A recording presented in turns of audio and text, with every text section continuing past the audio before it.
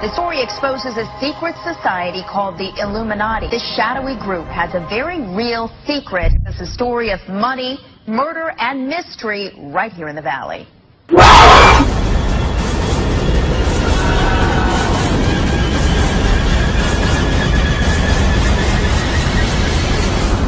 I have tried to pretend that everything is okay, but everything is not okay. We will make a lot of money. We are all living in the world they've created. Other organizations that shall remain nameless.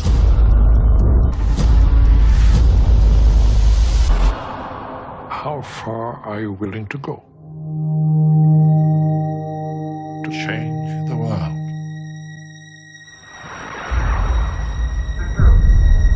You must leave. If you do not disperse, you may be arrested and/or subject to other police action. Use of riot control agents and/or less lethal munitions.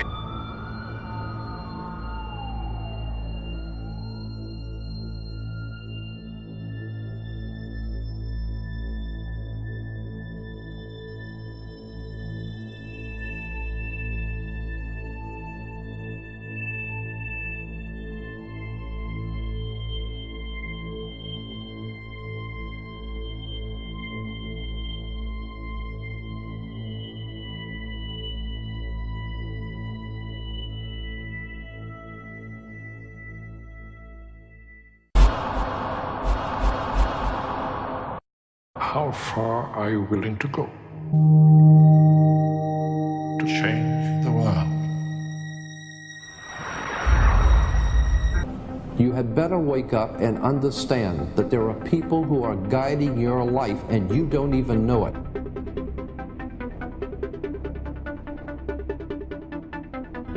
If you think about media and technology, they're delivering content that is shaping our society. They're shaping our politics, they're shaping our national discourse, and most of all, they're shaping our children's brains and lives and emotions. We estimate there's somewhere north of 1 billion people who use the internet every single day. That's just a reach that hasn't existed before in terms of media. Our kids today live on Facebook and cell phones. The diversity of the platforms means that those images are impacting your kid 24/7, and whatever restrictions existed when we were growing up simply don't exist today. Girls get the message from very early on that what's most important is how they look, that their value, their worth, depends on that. I got a call one day from an attorney woman I knew, and she said, "Would you like to meet one of the Rockefellers?" I said, "Sure, I'd love to." And we became friends, and he began to divulge a lot of things to me. So he said to me one night, he said that there's going to be an event there, and out of that event, you're going to see we're going to go into Afghanistan, so we can run pipelines from the Caspian Sea. We're going to go into Iraq to take the oil and establish a base in the Middle East, and we're going to go into Venezuela and try and get rid of Chavez. And the first two they've accomplished. Chavez they didn't accomplish. And he said you're going to see guys going into caves looking for looking for people that they're never going to find. You know, he was laughing about the fact that you have this war on terror. There's no real enemy. He's talking about how by having this war on terror, you can never win it because it's an eternal war. And so you can always keep taking people's liberties away. And I said, how are you going to convince people that this war is real? He said, but the media. The media can convince everybody it's real. I mean, you know, it's just that you keep talking about things, you keep saying it over and over and over again, and eventually people believe it. You know, you created the Federal Reserve in 1913 through lies. You create 9/11, which is another lie. Through 9/11, you're fighting a war on terror, and now all of a sudden you go into Iraq, which was another lie, and now they're going to do Iran. You know, and it's all one thing leading to another, leading to another, leading to another. Now, I would say, what are you doing this for? What's the point of this thing? You have all the money in the world you ever want. You have all the power. I said, you know, you're hurting people. It's not a good thing. And he would say, what do you care about the people for? Take care of yourself and you take care of your family. And then I said to him, what are the ultimate goals here? He said, the ultimate goal is to get everybody in this world chipped with the RFID chip and have all money be on those chips and everything on those chips. And if anybody wants to protest what we do or violate what we want, we just turn off their chip. We have a Florida family who are really pioneers in a brave new world. They have volunteered to be the first ever to have microchip identification devices implanted into their body. After 9/11, I was really concerned with the security of my family. I wouldn't mind having something planted permanently in my arm that would identify me. Most people still today think that all entertainment to do with movies, drama, is therefore nothing more than their entertainment. It never ever was that case. Of course, television can't perform such miracles as this, yet. But perhaps there's no harm wishing that it could. The greatest social messages are promoted through movies and drama, high drama, through the fixation of emotive sequences, emotional sequences, not logical, factual sequences, but pushing points across in an emotional way which register and fix in the mind. So emotional content is very, very important, rather than going through an actual discussion or an argument using logic and facts. There's no debate. And when you're being downloaded through fiction, your guard is down, the censor part of your brain is not in action. It isn't saying, yes, I agree with this, I disagree with that, as you would in a debate or a lecture. You're actually in an alpha state, being completely downloaded with new ideas. About 100 years ago, this big organization with many branches, they wanted to rule the world basically using Britain as a nucleus of a system, an embryo, which also was going to be joined with the US under the Anglo-American establishment, wrote about the kind of culture and the changes of culture over a 100-year period that they would actually design, implement and bring in. And H.G. Wells talked about it too. He talked about arenas. He says arenas could be put up across the world for sports, for instance. Now at that time, sports was something that children, school children were into. Adults became adults and got onto adult things.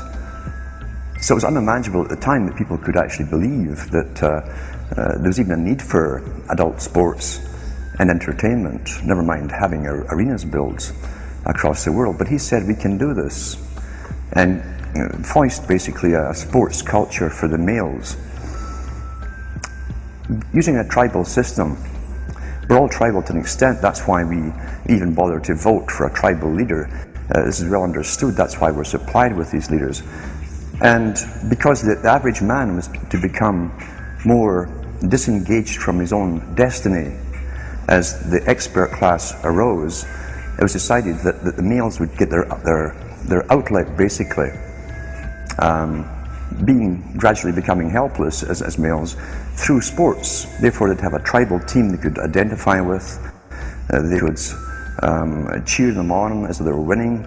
In their own personal lives, they were getting nowhere. They were getting disenfranchised in a sense as experts took over decision making for them in all kinds of fields. So this was psychology at use, planned before they even implemented the sports. When radio came along, of course, they used that to the maximum. Sports for the men, soaps basically for the women. And then in came television, as I say, with its alpha state, its hypnotic state. And sure enough, around the 1960s, really, 50s and 60s, it took off. It really, really took off. And men became glued on Saturday nights to the sports shows.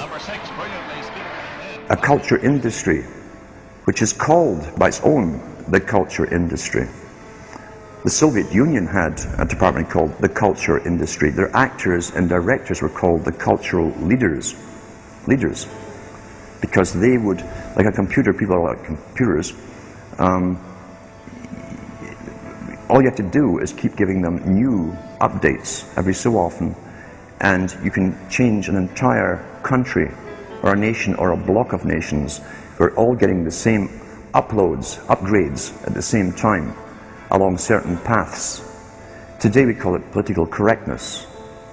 Most people want to belong to their peer group. They want to be the same as everyone else when it comes to opinions. In fact, they judge their own personal sanity by bouncing ideas off their neighbours and friends who will answer back and agree on these same topics in kind. It doesn't matter if the topics or what you're given are facts or utter nonsense, as long as everyone agrees at the same time. You'll say, well, I'm sane, and your friends will all agree because they've had the same information given to them.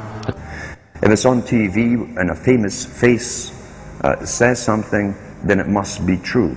He doesn't have to show you facts or anything else. You've been brought up with these faces. That's why they keep these guys on television into their 70s and 80s. You've grown up with this father figure who's on television every night at 6 o'clock, in your house, in your room, staring right at you. And he's a father figure. Would he tell you a lie? So you naturally never suspect him.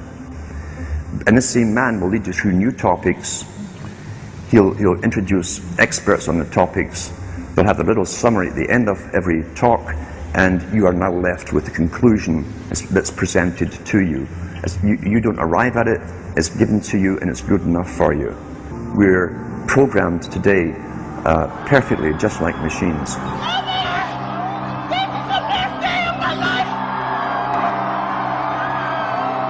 We tie this in with the Brzezinski. Brzezinski said in 2 Ages. Now this guy was way up with the NSA. He's a master geopolitician. He admits he works in 20, 50-year periods to do with geopolitics in other countries. But he said himself, the public will shortly be unable to think or reason for themselves. He was meaning by the form of information that was given to them, the type, the formulas that were in use then in the 1970s. He says, eventually they'll be unable to think or reason for themselves. And eventually, he said, they will expect the media to do all their thinking and reasoning for them. Well, that's happened today.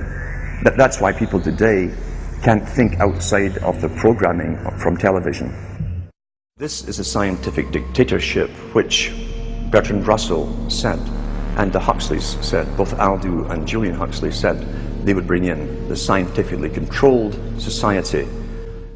We are in process of developing a whole series of techniques which will enable the controlling oligarchy, who have always existed and presumably always will exist, to get people actually to love their servitude. This is seems to me the ultimate in malevolent revolution, shall we say. And this is a problem which has interested me for many years, and about which I wrote 30 years ago a fable, The Brave New World, which is essentially the account of a society making use of all the devices at that time available, and some of the devices which I imagined to be possible, making use of them in order to, first of all, to standardize the population, to iron out inconvenient human differences, to create, so to say, mass-produced models of human beings arranged in some kind of a scientific caste system. A number of techniques about which I talked seem to be here already, and that there seems to be a general movement in the direction of this kind of ultimate revolution, this method of control by which people can be made to enjoy a state of affairs which, by any decent standard, they ought not to enjoy. This, I mean, the enjoyment of servitude.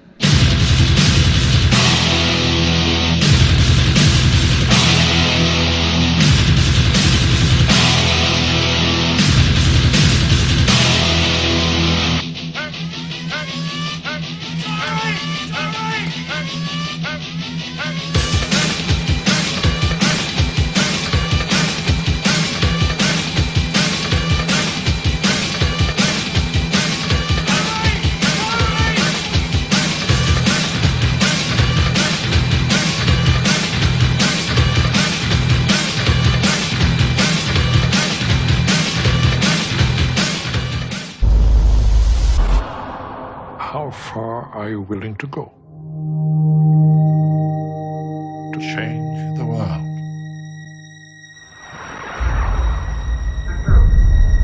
You must leave. If you do not disperse, you may be arrested and or subject to other police action. Use of riot control agents and or less lethal munitions.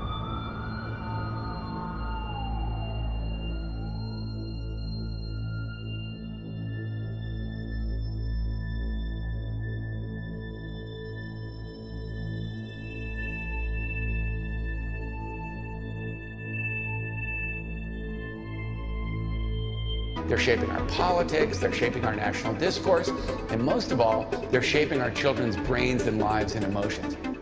We estimate there's somewhere north of 1 billion people who use the internet every single day. That's just a reach that hasn't existed before in terms of media. Our kids today live on Facebook and cell phones. The diversity of the platforms means that those images are impacting your kid 24/7, and whatever restrictions existed when we were growing up simply don't exist today. Girls get the message from very early on that what's most important is how they look, that their value, their worth, depends on that. I got a call one day from an attorney woman I knew, and she said, would you like to meet one of the Rockefellers? I said, sure, I'd love to.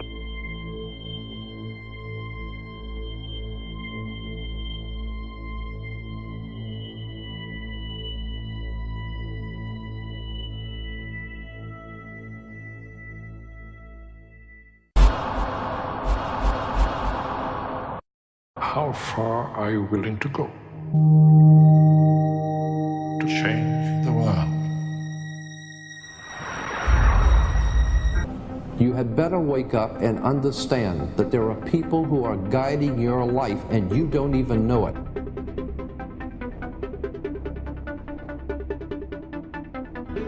If you think about media and technology, they're delivering content that is shaping our society.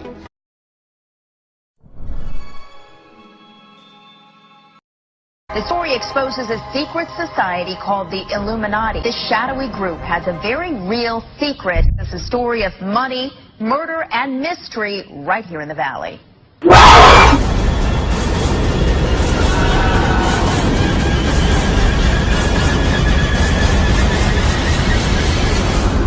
I have tried to pretend that everything is okay, but everything is not okay. We will make a lot of money. We are all living in the world they created. Other organizations that shall remain nameless. And we became friends, and he began to divulge a lot of things to me. So he said to me one night, he said that there's going to be an event there, and out of that event, you're going to see, we're going to go into Afghanistan, so we can run pipelines from the Caspian Sea. We're going to go into Iraq to take the oil and establish a base in the Middle East, and we're going to go into Venezuela and try and get rid of Chavez. And the first two they've accomplished. Chavez they didn't accomplish. And he said you're going to see guys going into caves looking for looking for people that they're never going to find. You know, he was laughing about the fact that you have this war on terror. There's no real enemy. He's talking about how